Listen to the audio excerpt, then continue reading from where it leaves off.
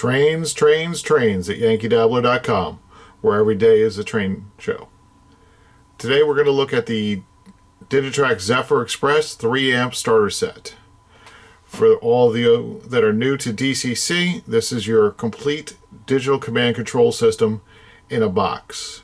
It gives you 3 amps of power, which is enough to run easily 6 HO locomotives. Normally an HO locomotive at most will pull a ½ amp of power, with the exception of some of the larger steams like a big boy will pull a little bit more, but most will safely only pull ½ amp of power. Therefore you can easily run 6 locomotives at one time, if not more.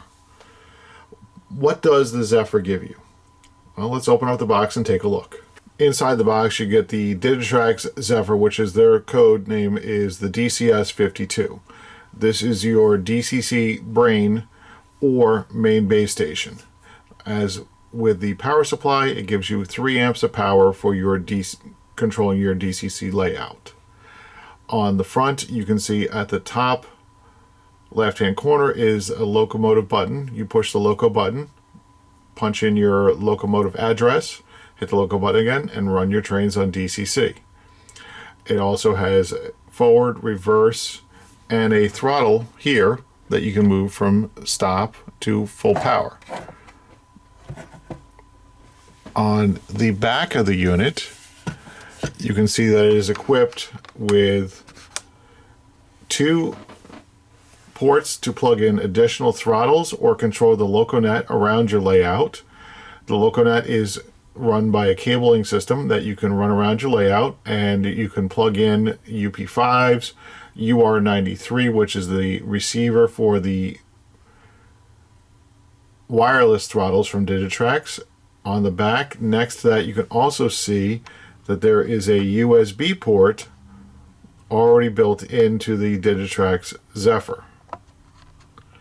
The USB port allows you to connect to your computer and run a program called JMRI. JMRI makes programming the locomotives a lot easier. With any DCC system, most of the time you program all the CVs line by line. With JMRI hooked up to your computer, you can see all the changes at one time on your computer and then click the button Write to Decoder once you are done making all your changes. It makes life a lot easier to program. Next, over to the left is a gray terminal screw plug. All the way to the left you can see rail A and rail B. That's where you hook up your power. It's the same 2 wires you would send out to your rail from a normal DC power pack. Then you would also have program A, program B, which would be for programming your locomotives without sending full power to the decoder at the time you are programming. This makes it much safer to program without doing damage to a decoder. Over the years, the Digitrax Zephyr has been upgraded. At this time, the DCS52 also adds some nice features. The A button to the lower left-hand side of the LCD screen makes it very easy to go to upper function buttons, for example. Normally, on the keypad, you're going to have function 0 through 9. Which are 0 is usually your headlight, number 1 is your bell, number 2 is your horn, in most configurations with sound decoders. However, some of these sound decoders have upper function buttons, and you would need to get to those. Normally, every time you would push the upper function button, the older style would drop back down. Once you push the A button, you go from 0 through 9 through 10 through 19. Even if you hit one of the upper function buttons, it stays at 10 through 19 till you hit the A button a second time. You're now at 20 through 28 and can access those upper function buttons again. You hit the A button a third time and you're back to 0 through 9. This also shows on the LCD screen as you're running the Digitrax Zephyr.